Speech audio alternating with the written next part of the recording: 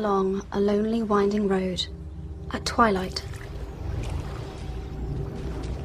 In time, the brothers reached a river too treacherous to pass. But being learned in the magical arts, the three brothers simply waved their wands and made a bridge. Before they could cross, however, they found their path blocked by a hooded figure.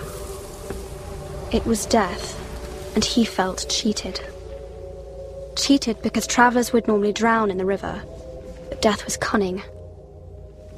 He pretended to congratulate the three brothers on their magic, and said that each had earned a prize for having been clever enough to evade him.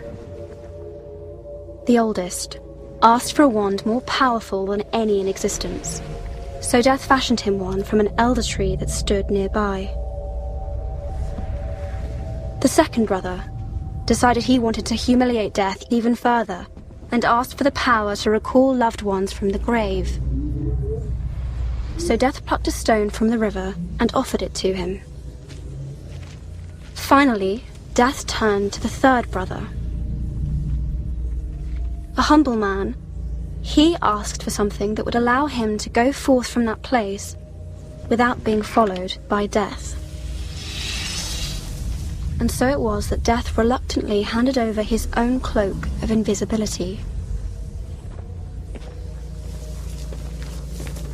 The first brother travelled to a distant village, where with the elder wand in hand, he killed a wizard with whom he had once quarrelled.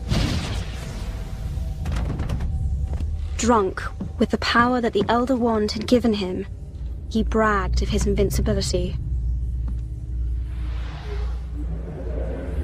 But that night, another wizard stole the wand and slit the brother's throat for good measure.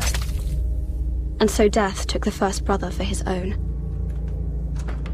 The second brother journeyed to his home, where he took the stone and turned it thrice in hand.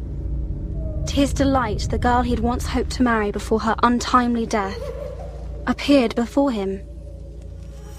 Yet soon she turned sad and cold, for she did not belong in the mortal world. Driven mad with hopeless longing, the second brother killed himself so as to join her. And so Death took the second brother. As for the third brother, Death searched for many years but was never able to find him. Only when he attained a great age did the youngest brother shed the cloak of invisibility and give it to his son.